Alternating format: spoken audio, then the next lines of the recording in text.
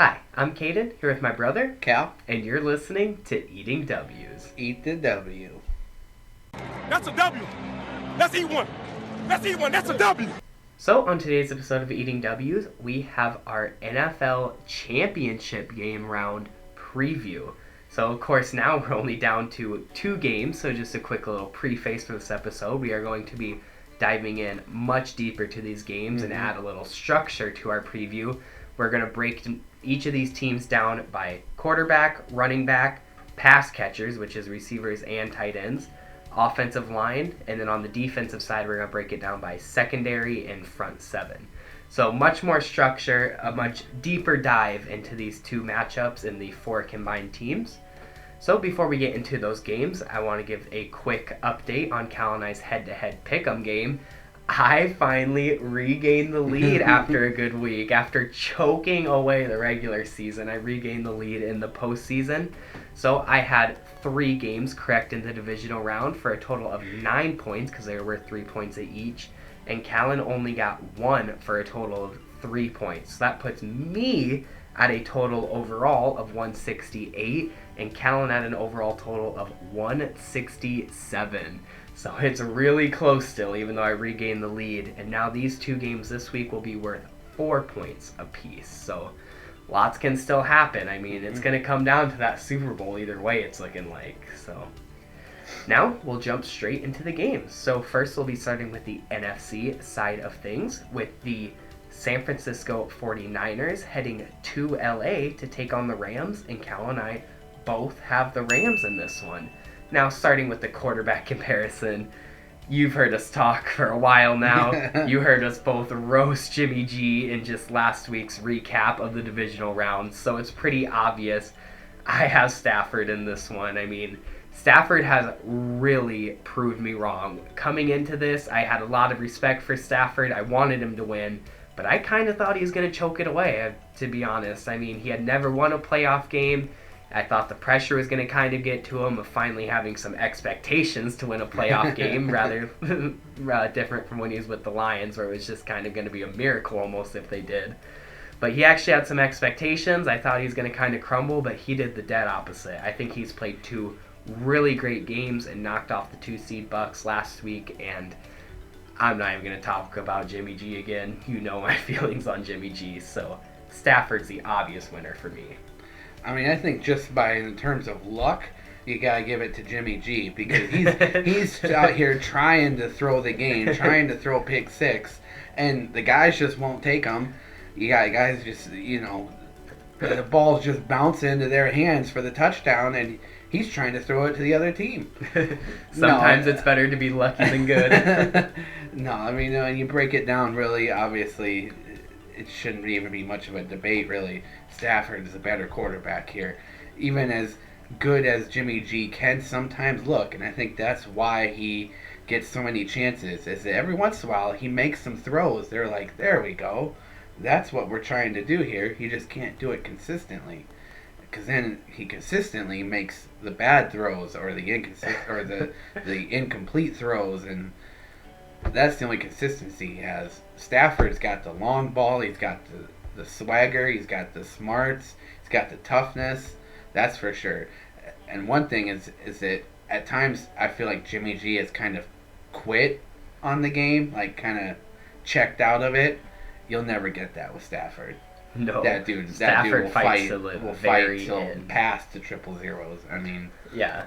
That man looks like he's literally playing for his life every game. Mm-hmm. Like when you spend 15 years in Detroit, that's how you feel. He plays sometimes like if he doesn't play well enough, he's just gonna get shot in the head after the game. Well, when you played 15 years in Detroit, there's a chance you do get shot in Detroit. That's a hell of a point. Maybe he is playing for his life. Maybe some of those Lions fans still have him on the hook and we don't even know it. No, Lions fans they feel glorified.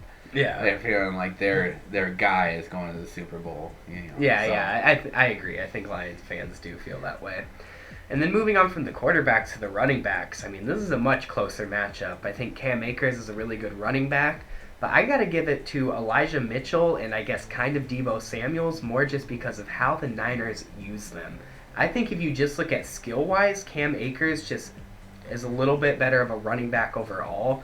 But Elijah Mitchell just gets used so much more. He's very versatile. You can send him to the outside on a sweep, and he'll be able to kind of snake his way through the defenders, or you can put him up the middle, and I think he's a pretty decent power back and is good for a couple of yards at a time. So really close battle there. There's a lot of things you could say good for both of these guys, and not a ton you could say bad for both of them, but overall, just because of scheme, I think I'm taking the Niners running back. By scheme, that's an interesting point, because I would say by scheme, yes, they do have the better running scheme. I'd say talent-wise, though, I'd give it to the Rams, just with Sony Michel, Cam Akers, and is it Jake Funk? Yes. As the third, spell guy. I think that alone is just too much talent compared to Elijah Mitchell, and then Deebo Samuel kind of running that kind of hybrid role, and then Jeff Wilson Jr. got carted off against Green Bay. I don't know if he's going to play at all, but he didn't play any of the second half or after his injury in Green Bay. So they just don't really have much depth. Well, so they have to be creative in how they use their running backs, the Niners. One thing that I literally just thought about while you were talking that I didn't even really factor in, but kind of helps my case a little bit for saying the Niners have the better running back room, is how they use Kyle Juszczyk. He's kind of their number 3 guy. They're really good at getting Kyle Juszczyk involved, whether it's on a run. They even send him on like sweep type plays sometimes, which is crazy, and they're really good at getting him and all of their running backs involved in the pass game, which is something that I really like to see. So just an extra little tidbit there that I literally just realized while you were talking. But moving on to the pass catchers, which as I mentioned earlier in the show is wide receivers and tight ends combined. I think we got a pretty obvious one here. The Niners don't have a bad receiver room by any means, and they got a great tight end in Kittle, of course. But the Rams just have a stacked receiver room. I mean, they got Cooper Kupp, who's probably best receiver this year, easily best receiver this year, I'd say, actually. And possible MVP this year. Possible MVP. OBJ has really stepped up now that he's not taking all the number 1 pressure. He's really been able to thrive at that number 2 spot. Van Jefferson is a sophomore guy who I really like. He's good for one big play a game, it seems like, and not much past that, but Tyler Higbee's that pretty spark good. Is huge. They got tight end, they got Tyler Higbee, who I really like. And then, of course, for the Niners, you got guys like Deebo, Brandon Ayuk, and Kittle, and they don't really need a third receiver because they run so often that their receivers kind of get pushed to the side. Sets, yeah. Nothing bad against those guys. I just think the Rams got a little better. Talent and depth, they got just quite a bit more again, kind of with the running backs in that comparison, and the way that I'm doing it. It's just with Kupp and Jefferson and OBJ and Higbee is just more talented than Ayuk and Deebo and Kittle.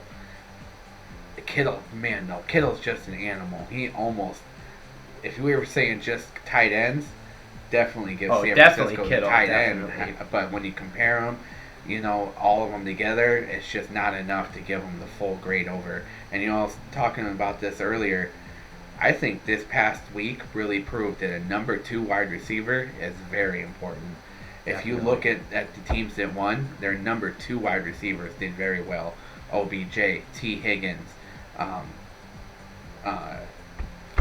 trying to think of Gabriel Davis. I was like, who is the number 2 that just... But obviously, all those teams have star guys, and yet the number 2 wide receivers were the ones that made the important plays. I really like that point, and I swear to God I'm not doing this on purpose as a joke or anything. But another big thing to add on to that point is not only number 2 wide receivers doing good, but another thing I noticed this week was on the losing team, number 2 wide receivers not stepping up, because the Niners found a way to shut down Adams. And I think that was the big thing with the Packers offense not being too hot in that game, was it usually when Adams kind of gets like double, triple covered, one of your other receivers step up big time. Either NVS comes up for a big play or Lazard gets a touchdown. And it just kind of seemed like no one was stepping back, or stepping up, I should say. They were all stepping back. They were all stepping back, so I just wanted to kind of point that out, that I really like that point. I agree because with that's that. very true. I agree with that point. I think you made a really solid point right there. That's why I kind of realized it, that the winning teams had other guys step up where the star players were getting smothered. And as for Kittle, this was kind of a big reason I picked the Rams Because like you said, Kittle could almost push him up, but doesn't really. And my big reason that he didn't push him over the edge for me is he's really been fire and ice this season, and especially in the playoffs. I don't know if it's his play or if they're not scheming him in or if Jimmy G just isn't getting him the ball, but it looks like it's probably that. I mean, there's a lot of different factors, but he has not been playing well in the playoffs this year. The first two games, he barely even got, or the first game, I should say, the wild card game, he barely even got targeted. And then against the Packers, he had one or two drops. He had that one amazing catch, but he had really 2 bad drops. One, yeah, he did have a makeup catch. So yeah, overall, I think the Rams pick up a pretty comfortable win right there. Moving on to O-line, these are kind of mirror images of O-lines where they both got 2 near elite level tackles, and then not a ton on that inside, but they just got that great pass protection. I think I got to give it to the Niners, just barely. I'm really torn on this one. I'm just barely going to edge it out to the Niners. Again, I hate to do this again, but off of scheme kind of, because offensive line love the run game. They love to be maulers and just go get that guy ahead of them. Zone run. And they run that zone scheme. So I think the Niners offensive line, even though they're even, or I shouldn't say they're better talent-wise, because both these teams are really even talent-wise, but even though they're even talent-wise, that scheme kind of pushes the Niners over the hill for me, because they get to go and get their guys, and then that play-action game works really well, too, for them. So I think that talent-wise, this one is an even draw. It is. Because, like you said, they got stalwart left tackles, and then just kind of like role players for the rest of the way in. I know the Niners would originally have Mike McGlinchey, but he is out for the season. So they have a backup at right tackle. So I give it an even draw on this one, talent-wise, because I think that each player, the way that their line is formed, is just, they're almost mirror images of each other, especially at the left tackle, where you got Whitworth and Trent Williams. It was hard to pick. It was hard to pick that one. I think the only one that's an even draw. Yeah. So now we'll jump over to the defensive side of the ball for each of these teams. Starting with the secondary, I think it's pretty obvious here. You got to give this one to the Rams. I mean, they have Jalen Ramsey, which, as I talked about last episode, I really like Jalen Ramsey. He's a hell of a player. They don't have a ton behind Jalen Ramsey, but if you look over on the Niners side of the defense, they don't really have a ton at all. I mean, Witherspoon is probably one of their best corners. He's the only one I can think of off the top of my head. And then at safety, they got a pretty good duo there with Tart and Ward, but you know, those safeties aren't always fully in the game. Those safeties are kind of last line of defense guys. So then you jump over to the Rams, and as I mentioned, they got Ramsey. They got Darius Williams, who's a young guy who gets beat sometimes, but he's really athletically gifted. And then they got Taylor Rapp, who is a guy who I really like at safety. So overall, and they brought back Eric Weddle. And they brought back Eric Weddle, and more than play, I think Weddle is giving them just a ton of motivation and a lot of experience. So overall, got to give the secondary to the Rams. Yeah, I give the Rams the upper hand in the secondary also.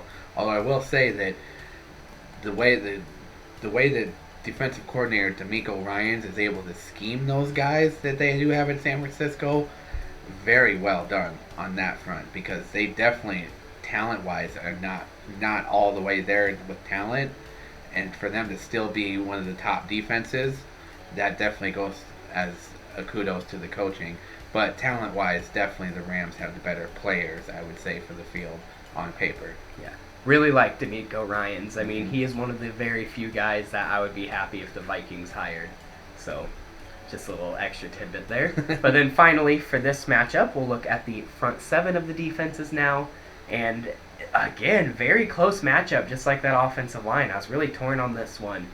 Overall, I think I gotta give it to the Niners, though, because they are just stacked across the board. I mean, you look at that linebacking core, and across that linebacking core, you got a Muhammad Al-Shabir? Is that how you Al-Shazir. Al-Shazir, correct. Yeah. And then you got Fred Warner at that middle linebacker position, who is just a beast everywhere on the field. Dre Greenlaw is a guy who's really athletically gifted. And then you don't need much more on your defensive line. You got Nick Bosa. But they do have more. They have Nick Bosa, Eric Armstead. They got Javon Kinlaw, who's a younger guy who I really like. And again, this is another situation where this is no disrespect to the Rams front seven with guys like Aaron Donald, Leonard Floyd, and Troy Reader. But overall, the Niners just have that depth and across-the-board talent that you love to see from a front seven. Yeah, the Niners definitely have much more players and playmakers on the defense, even though the Rams may have the more talented player in Aaron Donald. It's kind of like the Kittle situation on offense, where I think the best overall player is on the Rams, but I think that when you're comparing the front sevens, the Niners just have more talent and players and depth at that front seven than the Rams do, even with Aaron Donald. Fred Warner is one of the best middle linebackers I really like Fred in the Warner, whole game. yeah. And the Rams don't have anywhere near anyone in the middle, even though Leonard Floyd is pretty good. He's much more looked at as a pass rusher.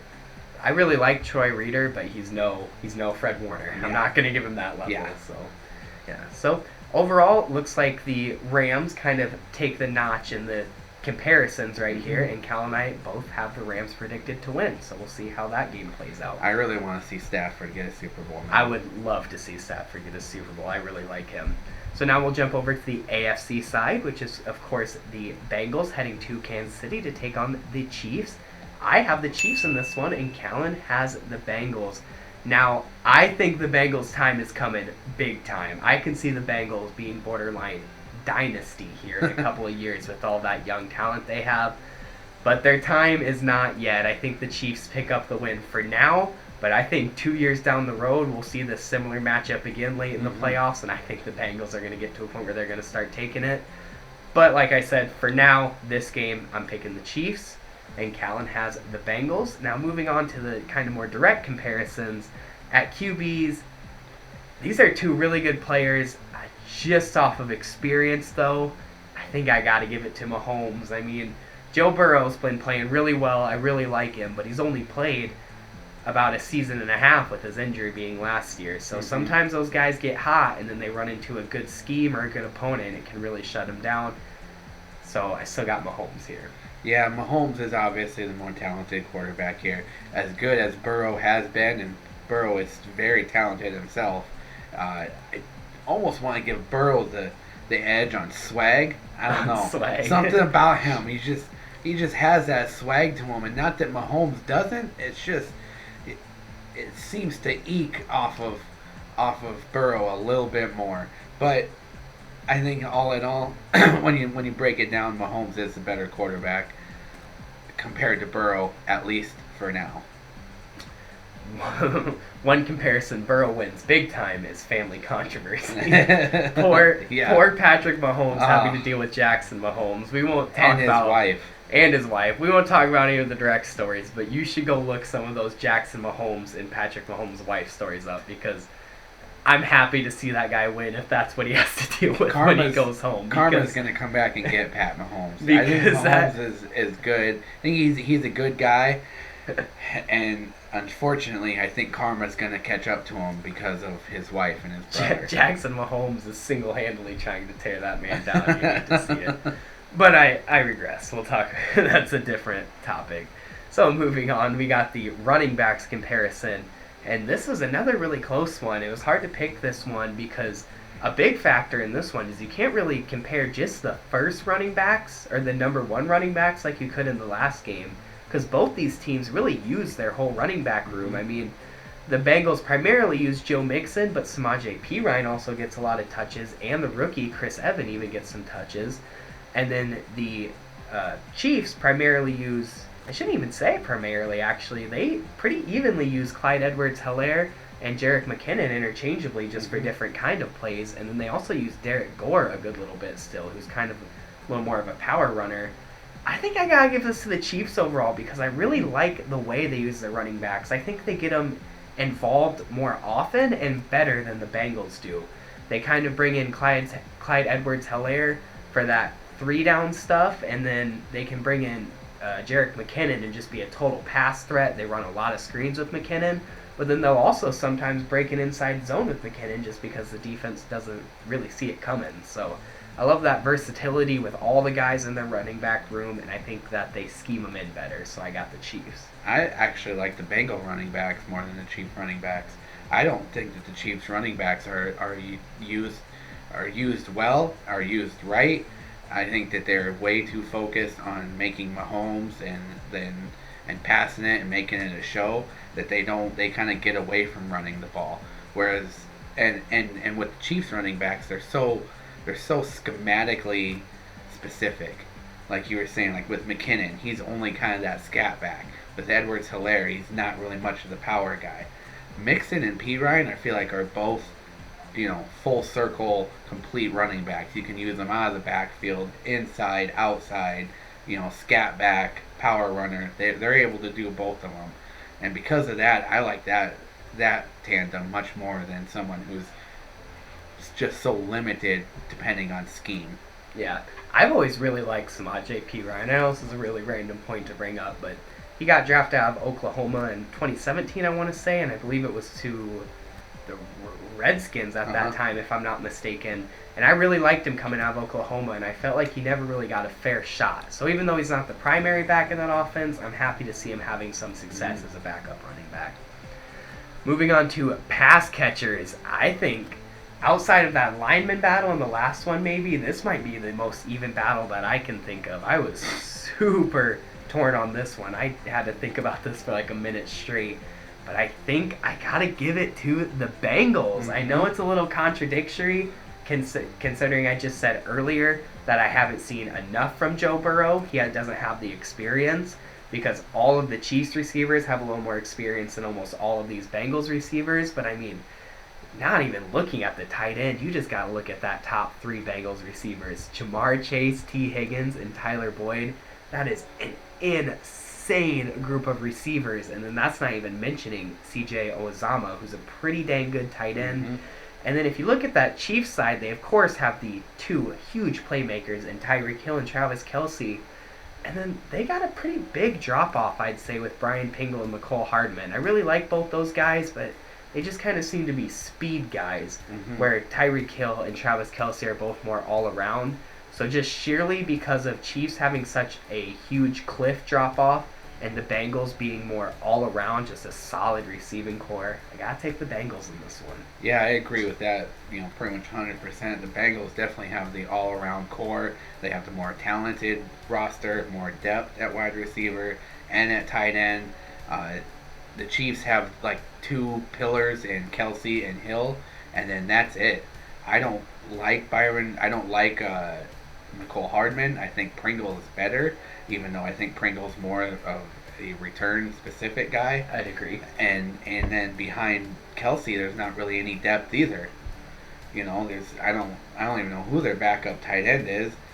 And after Pringle, they waived Josh Gordon, so they don't even have anybody after Pringle or Hardman that I am aware of. Not that I can think really of isn't a whole lot of depth out there. So I definitely give the upper hand and the receiving side to the Bengals on talent, on scheme. I think it's much more farther apart than you give credit for.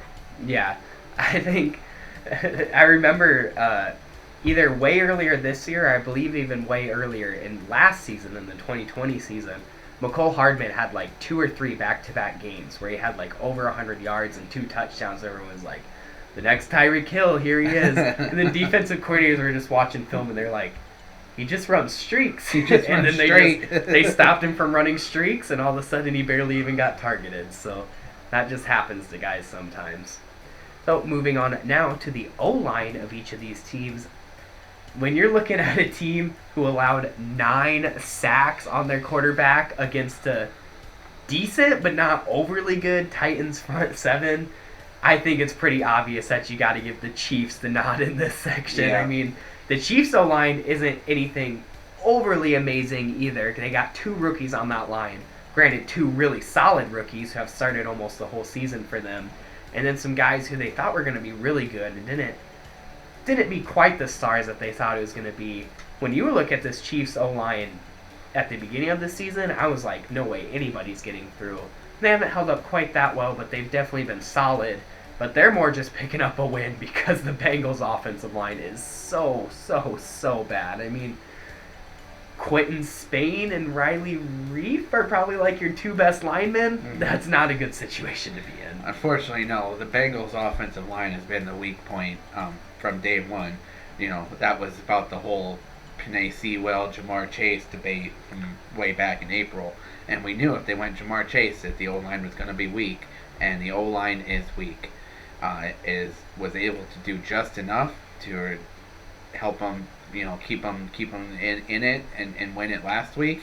But definitely, if the Bengals lose, that will be why, because the O-line is not able to hold up, is not able to run block, and is not able to let that offense get rolling. And if you can't roll and keep up with the Chiefs, you'll get left in the dust pretty quickly. So that is the key there, I think, is the way that the Bengals O-line is able to hold up against that Chiefs front seven. That will definitely be a huge factor on who wins this game. Now we'll jump over into the defensive side of this matchup, starting with the secondary. And this is another pretty close matchup in my opinion for the most part. But I got the Chiefs in this one. They got a lot of young guys, but very talented young guys who can definitely get a little better in coverage, but they have all the athleticism traits that they need, like L'Jarius Sneed and who I believe is a rookie, Rashad Fenton, are both really good. I like both those guys. I, of course, do not like Mike Hughes. If you watched last week, he got put on his ass by Gabriel Davis on a double move, and that made me... Looks like he got a shot. That made me so happy to see. I really don't like Mike Hughes, but I think he kind of gets bailed out by the rest of that defense being pretty overall solid, and he definitely has a solid plays. Don't get me wrong. Of course he's decent, but I just don't like him as a player, I guess. But then big thing for them is their corners. So Callan was telling me that Tyrann Mathieu is actually in concussion protocol, so it's not guaranteed he plays, but I feel like he probably does end up playing. So they got him, they got Juan Thornhill as kind of a rotational guy for him if need be, and then of course Daniel Sorensen, who is another player who's a decent player, but I just don't like him for more biased personal reasons. But overall, I think that the Chiefs secondary picks up the win in this matchup. And I like the Bengals secondary for almost kind of the opposite reason. They have a more veteran presence with Mike Hilton and Trey Waynes and who's their nickel corner? We were just talking about it. I can't remember. The Cowboys guy. Chidobe Awuzie. Yeah, I think they have much more veteran presence in the backfield, in the secondary, than the Chiefs do. And I like Jesse Bates as a safety a lot more than the Chiefs safeties without Tyrann Mathieu. With Tyrann Mathieu, I think the safeties are about equal, but if Tyrann Mathieu misses this game, definitely give them the upper hand to the Bengals in the secondary. Who is the Bengals' other safety? I cannot think of it. I'm totally blanking because I know his name. I thought it was that guy with the weird name that was like the Swedish name, like Fjorden. Oh, jeez. Or something like that. I'll look it up and I'll pop his name up on screen right now, but I cannot think of it. I think that's what it is. I think it's something like that. Okay. Unless he's out for the season. But okay, I'll make sure to put that on screen to see who their other safety is. If he's out, I'm not sure who it is. But I think it was to start the season. That's like Henry, like Fjorgen or something like that. It's something Swedish. I cannot think of it to save my life. So moving on to our final direct matchup, we got the two teams comparing their front sevens. And another one kind of like the secondary where it's not quite a close battle, but it's overall a pretty close battle. I think I got to give it to the Bengals. I mean, their linebacking core isn't overly good. I really like Luke Wilson. Luke Wilson has been very clutch for them this playoff season, and especially last game. He had an amazing game, so I can see him repeating that and having a pretty damn good game this week. But I mostly picked this Bengals front seven because of their 4-down linemen. I really like their linemen. Sadly, Larry Obajobi will not be playing again, of course, because he was put on IR. But they still have Trey Hendrickson, DJ Reader, BJ Hill, and Sam Hubbard. And that is an amazing front four guys right there. They're dual threat. They can all rush the passer pretty well, and they're all very good in the run game, which is something you love to see. They'll have to really focus on rushing the passer this week because the only tried and true way of beating the Chiefs is getting pressure with your front four. So they'll have to see if they can do that and create some pressure on Mahomes. And overall, I really like the Chiefs front seven too. You got the guys like Frank Clark, and their rookie Nick Bolton has done really well. But I just got to give it to the Bengals in this one, mostly because of that D-line. And I like the Bengals front seven better also because I think that their front four will be able to get the pressure and be able to get through to Mahomes. one thing is that the Bengals run a 4-3 and the Chiefs are running a 3-4. So we're kind of comparing two different schemes here, even though we kind of are talking about their front sevens, because they're ran two different ways when you run a 4-3 or a 3-4. The one thing about the 3-4 is I think that the Chiefs definitely have the better edge rushers with Melvin Ingram, who was a late season addition, and Frank Clark on the edges there. But then I think when you look at the 4-3, the Bengals are much more powerful on the inside, and with their linemen, they're much more powerful and are going to be able to get more pressure and allow for the secondary to cover more. Yeah, a huge X factor in this comparison is going to be Chris Jones, because he is very inconsistent in my opinion. I think he's a good player overall, but he has some games where he's really quiet and doesn't do much, and then he has some games where he nearly single-handedly carries that defense. So it's kind of feast or famine with him, and if you look through the rest of this past season, especially in the regular season, he was very on and off. So he's an X factor in this one, but I think overall we like the Bengals. And just a quick reminder, I have the Chiefs in this one. Callan has the Bengals. So that was our NFL Championship Playoff Weekend preview. Thank you all so much for watching, and until next time, don't forget to eat the W.